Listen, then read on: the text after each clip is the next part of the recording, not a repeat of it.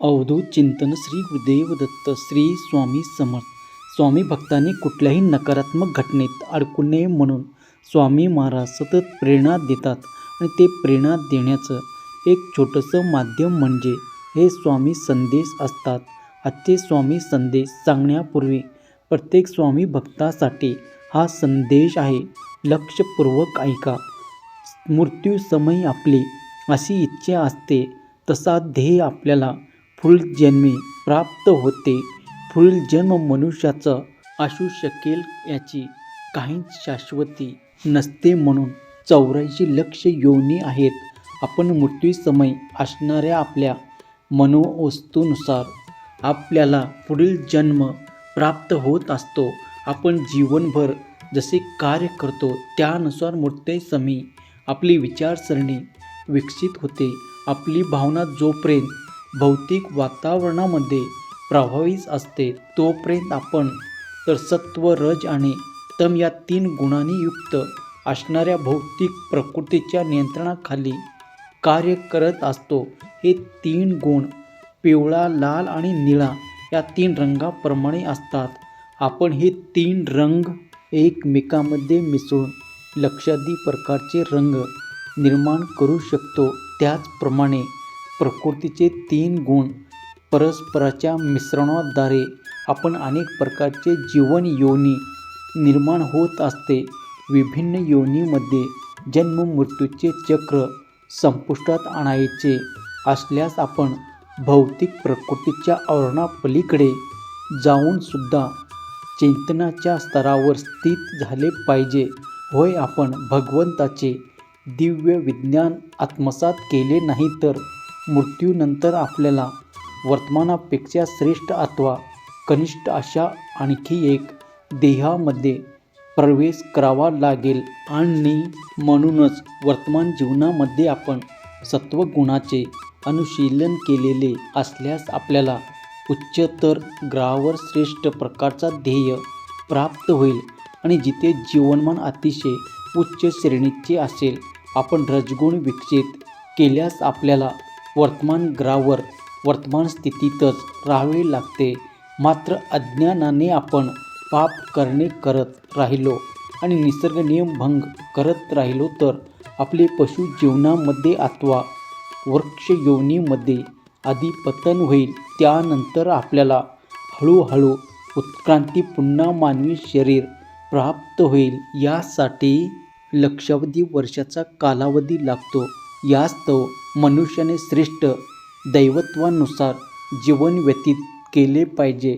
त्याने भगवंताशी असणारा आपला संबंध जाणून त्यानुसार कार्य करीत जीवन व्यतीत केले पाहिजे.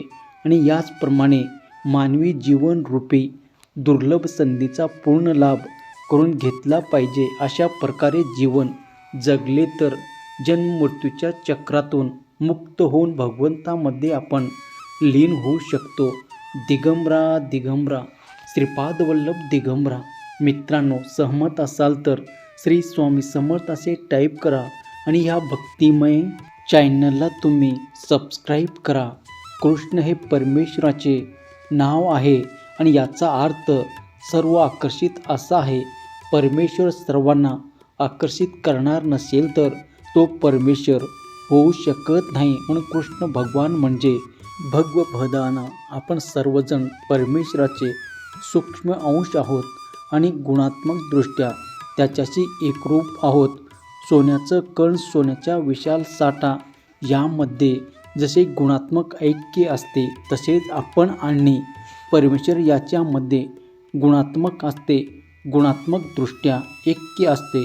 अग्नी आणि आग्नेय एकच आहे पण आग्नेयचेच पुल्लिंग सूक्ष्म तर मूळ अग्नी विशाल. म्हणून आत्मसाक्षात्काराचे निरनिराळे मार्ग आहे पण कलियुगातील लोक अधिपतीत असल्यामुळे त्यांना भगवंताचे सुलभ मार्गाचे आवश्यकता आहे. क्षणभंगुर भौतिक प्रगतीचा आपल्या सर्व समस्यावरील एकमेव उपाय आहे अशी या लोकांची धारणा. पण ही वस्तुस्थिती मूळची नाही. या जगात पूर्णत्व भौतिक सुखापासून मुक्त होणे हाच समस्यावरील वास्तविक उपाय आहे. भगवंत शाश्वत आहे आणि म्हणून आपण जीव हे शाश्वत आहे. भौतिक वातावरणाच्या प्रभावामध्ये मनुष्य स्वतःला भौतिक देह समजतो आणि म्हणून त्याला वारंवार देहांतर काहीतरी करावे लागते. अज्ञान हेच या देहांतराचे मूळ कारण. वास्तविकपणे आपण म्हणजे भौतिक शरीर नसून चेतन जीवन आहेत. प्रत्येक चेतन जीव हा परमेश्वराचा अंश आहे. वय भौतिक शरीर मोटार गाडीप्रमाणे आहे. एखादा मनुष्य वाहनाच्या साहाय्याने ठिकठिकाणी फिरत असतो, त्याचप्रमाणे आपणही बंद जीवनातील मनोकल्पनेला बळी पडून सुखाच्या शोधात एका ठिकाणाहून दुसऱ्या ठिकाणी किंवा एका शरीरातून दुसऱ्या शरीरामध्ये प्रवेश करत राहतो. मात्र आपण आपली स्वरूप अवस्था प्राप्त केल्याविना या जगातील कोणतीही परिस्थिती आपल्याला सुख प्राप्त करू शकत नाही. आपण सर्वजण भगवंताचे शाश्वत अंश आहोत. ही आपली स्वरूप स्थिती आहे आणि भगवंताची भक्तिमय सेवा करणे, तसे त्याच्याचे सहकार्य करून सर्व जीवाच्या सहाय्य करणे हे आपले वास्तविक कर्तव्य. 84 लक्ष योनीमधून उत्क्रांतीच्या मार्गाने प्रवास केल्यानंतर आपल्याला मानवी जीवन प्राप्त होत असतो. म्हणून भगवंत कोण आहेत, आपण कोण आहोत, भगवंताचा आणि आपला प्राप्त करणे म्हणजे वास्तविक विज्ञान. म्हणून तुम्ही आजकाल ऐकत असाल की ध्यानविषयी प्रत्येकजण बोलत आहे, पण कोणालाही ध्यान म्हणजे काय नेमकं माहीत नाही. समाजातील असे मूर्ख ध्यान या शब्दाचा उपयोग करतात, पण ध्यानाचा उपयोग विषय कोणता हेच त्यांना माहीत नाही. त्यांनी केवळ निरनिराळ्या प्रकारची फसवणूक चाललेली आहे.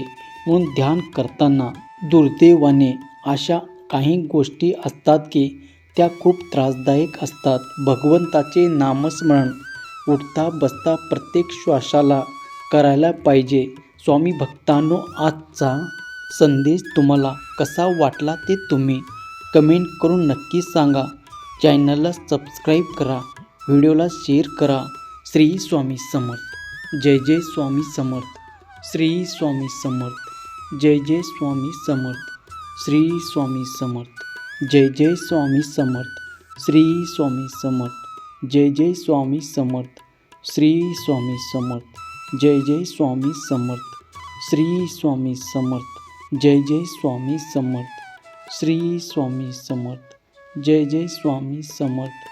श्री स्वामी समर्थ. जय जय स्वामी समर्थ. श्री स्वामी समर्थ.